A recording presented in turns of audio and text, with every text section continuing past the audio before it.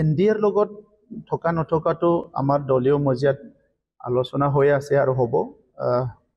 আহি থকা সময়ত আমি সিদ্ধান্ত ল'ম। আমাৰ কোৰ কমিটিৰ মিটিংবিলাক হৈ আছে, আজিও আছে।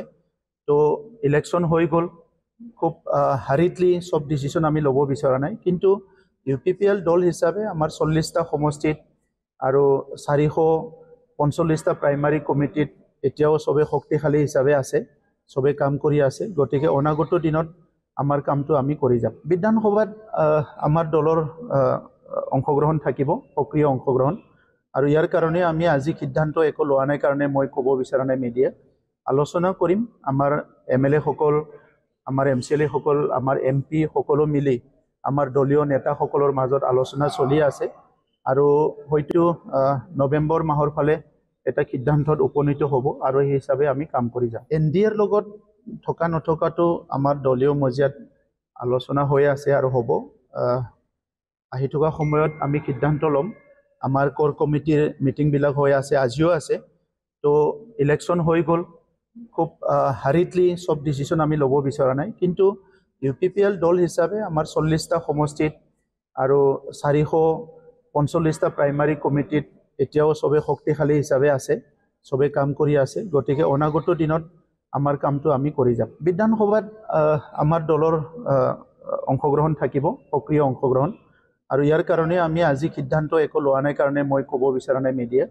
আলোচনা কৰিম, আমাৰ MLA সকল, আমাৰ MCLA সকল, আমাৰ MP সকলো মিলি আমাৰ দলীয় নেতাসকলৰ মাজত আলোচনা চলি আছে আৰু হয়তো নৱেম্বৰ মাহৰ ফালে এটা সিদ্ধান্তত উপনীত হ'ব আৰু সেই হিচাপে আমি কাম কৰি যাম। এনডিএৰ লগত থকা নথকাটো আমাৰ দলীয় মজিয়াত আলোচনা হৈ আছে আৰু হ'ব।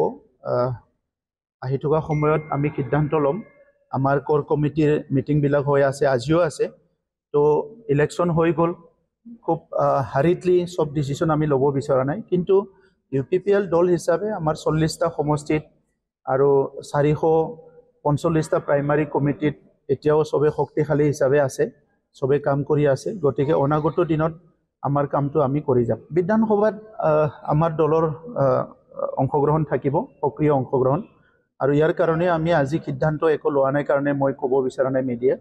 আলোচনা কৰিম, আমাৰ MLA সকল, আমাৰ MCLA সকল, আমাৰ MP সকলো মিলি আমাৰ দলীয় নেতাসকলৰ মাজত আলোচনা চলি আছে আৰু হয়তো নৱেম্বৰ মাহৰ ফালে এটা সিদ্ধান্তত উপনীত হ'ব আৰু সেই হিচাপে আমি কাম কৰি যাম। এনডিএৰ লগত থকা নথকাটো আমাৰ দলীয় মজিয়াত আলোচনা হৈ আছে আৰু হ'ব। আহি থকা সময়ত আমি সিদ্ধান্ত ল'ম। আমাৰ কোৰ কমিটিৰ মিটিংবিলাক হৈ আছে, আজিও আছে।